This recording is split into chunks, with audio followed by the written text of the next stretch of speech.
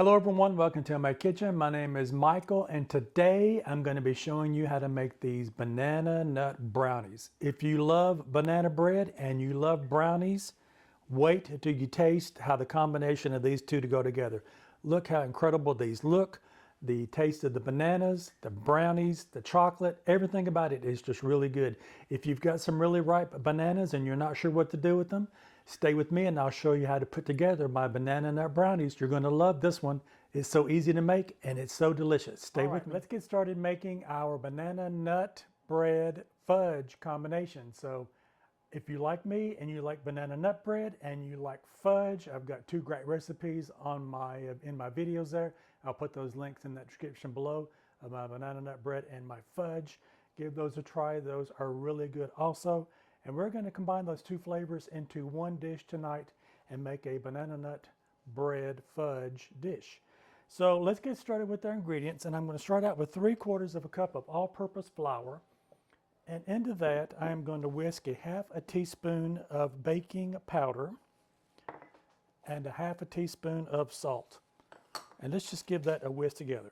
Now I'm going to take another bowl and we want 2 ripe bananas. You can see here mine are really ripe. So I was looking at these bananas today thinking I really needed to do something with them. I had about 4 of them. So I'm going to put 2 of them in this dish and I'm going to cut the other 2 up and freeze them. And I'll show you in a future video what I'm going to do with those. But we're going to take these out of the peels here. These are really ripe and we're going to take the back end of a fork and I'm just going to smash them down really good. So let me take these out here and put them in this bowl. All right, so I've got my bananas in the bowl here and I'm just going to take the back of a fork and I'm just going to smash them down really good. And you know, if you've eaten them before, the more ripe that they are, the sweeter they will be. So definitely we're going to use the ripest ones you've got for this dish and we're just going to give them a good mash down and get that all incorporated up. All right, so you can see here I've got my bananas now. I've got those all smashed up. So I got just a few lumps in there, not a lot of big ones in it. And that's where we want our consistency with that. So I'm going to put those to the side. And I've got a 8x8 baking dish here that I've got some parchment paper in the bottom of it. And what I'm going to do with that to secure it, because we want to be able to get these brownies out of this pan, is I'm going to put some cooking spray in the bottom of the pan. And then I'm going to put the paper back in the bottom, and that just helps it keeps from moving around. And if you wanted to add another little layer, you can add that a little bit more spray to the bottom of that, and when you get ready to take the brownies out, they will come out of that pan really easily. And I'm going to set this aside now that I've got that spray. All right, so in another bowl here, I'm going to take my other ingredients. I've got 1.5 cups of sugar here, and I'm going to put that in this bowl. And then I've got a stick of butter that I've melted. I put it in the microwave and melted it. This is a little hack and a trick here that you might want to try. If you've never melted butter in the microwave before, it wants to splatter everywhere. So if you just put the wrapper back on the top of it, it'll save you a lot of cleaning in the future. So definitely use that little hack for that.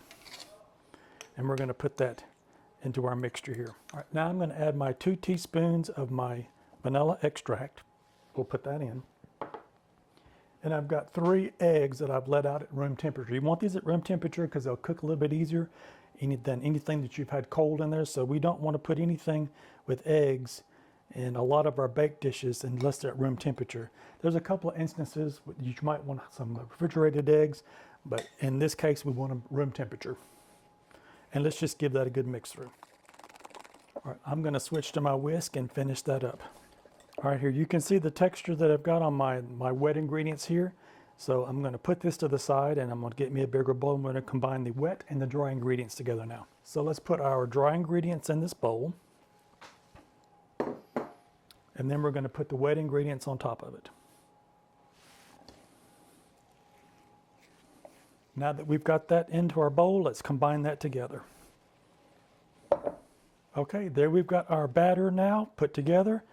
So how we're going to get our banana nut bread and our fudge combination, we're going to separate this back out into those individual bowls that we had there. So let me bring those back and we're going to divide this evenly between the 2. And we don't have to be real precise with it, just kind of eyeballing it here to get kind of divided up between the 2 of them. I'm going to put just a little bit more in this one. All right, now that we've got our batter divided into 2, we're going to now put our smashed up bananas in one of the bowls. I'm going to give that a little bit stir again, and we're going to put that in one of the bowls. And in the other bowl that we've got here, we're going to make our fudge, and we're going to just put a half a cup of cocoa powder in it, and we're going to sift it through because on occasion you get the cocoa powder out of the box and it will have some lumps in it. So we definitely want to sift that into it. And see, if we'd have put that in there, we'd have had these rough little hard spots in there. So definitely want to sift that together with that. And then I've got a half a cup of semi-sweet chocolate chips or chunks here. You can use the little chips if you want some of those. And we're going to give all of this a good mix through now. So we're going to mix in the bananas into this batter here. All right, we've got that mixed together. And then I'm going to take another spatula here and we're going to mix in this into the other batter with our cocoa and our chocolate. So now that we've got our batters mixed together, we've got our fudge on one side and our banana bread on the other side. I'm going to put some nuts in this. This is pecans. This is finely chopped pecans. And if you have a nut allergy, you don't want to put these in there. This is completely optional, but I like the nuts in my fudge and I like it in the banana nut bread. So I'm going to add those in there respectively, and we'll just kind of give those a little toss through to kind of get that mixed together.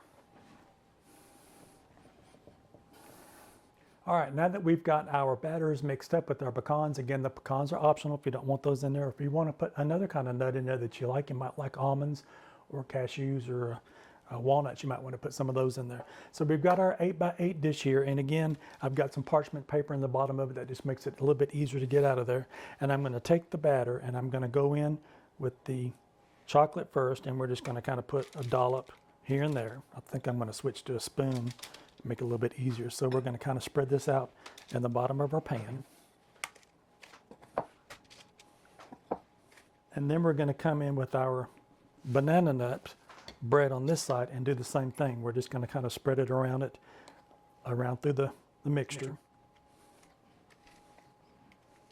All right, now I'm going to take the edge of this spatula and I'm just going to kind of run through it and just kind of marbleize it is what we want to do. We want that chocolate mixed in with the banana nut bread, and we're just going to kind of give it a through. We don't want to mix it all together, but we're just going to kind of spread it out so that we get some of that goodness throughout all of it. We want to get good bites of the chocolate and the banana bread. All right, we've got our mixture combined together now. I've got my oven preheated to 350. We're going to put these in the oven on the middle rack for about 40 to 45 minutes. And again, everybody's oven's going to cook just a little bit different. So what you're going to do is take a toothpick or a wooden skewer, stick it down in it. If it comes out clean, then we know that it's done. So keep a watch on it. Don't let it overcook.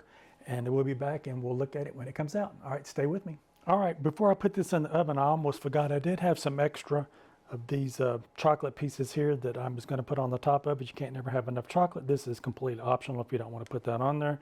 Or you could put some nuts on the top of it if you'd rather have that, or a combination of the both. So I'm just going to put a few more on there before I put it in the oven. And again, we're going to bake it, and I'll show you in just a minute. Right, I'm back. It's been 45 minutes, and mine is done. I used a wooden skewer here to stick around it to make sure that it was done. You might want to check in a couple places because you might hit a piece of chocolate and think that your batter's still raw, and it could be done. So now the patience has to set in. We need to let this come to room temperature because the interior is still gooey from the fudge, and at that point we want to let it cool down. So if you want to let it sit out on the counter for about 45 minutes to an hour, and then if you want to put it in the refrigerator to cool it down even more, that would be fantastic. So I'm going to let this cool down, and then we'll come back and give it a taste test. Well, stay with me, and I'll see you in just a few. All right, I have patiently waited for my banana nut bread brownies to cool down, and I put them on this plate. They just come out of that little pan really easily. So let's give these a cut. You can cut these up in any size that you want, and you can see how this looked when it got cooked. Yours is going to look a little different depending on how much of the spatula you take and mix the ingredients together with that. So let's give this a cut and see what we've got. I think I'm going to cut these into 9 pieces. And I think I'm going to clean that knife off between my cuts. That way I don't have the chocolate that I'm dragging through to all the other pieces. All right, now let's turn it this way and cut it in little squares this size. All right, now that we have it cut up, let's give this a taste and see what we've got. Look at that, how decadent that is. You see the brownie in the middle. We've got some of the banana nut bread on the outside. I'll turn it over so you can see the bottom. So it just depends on how much you mix it together, what kind of look you're going to get. So let's give this a try and see what this tastes like today.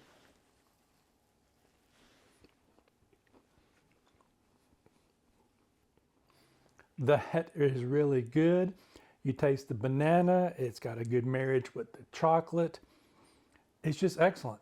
You're going to have to try this recipe, and I hope you get inspired to make my banana nut brownies. And if you like this content of this video, maybe you might want to check out one of these other two over here. You might find something else you like. Again, don't forget to like, share, and subscribe. And I look forward to hearing from you about how your banana nut brownies turned out. Thanks for watching. Bye-bye now.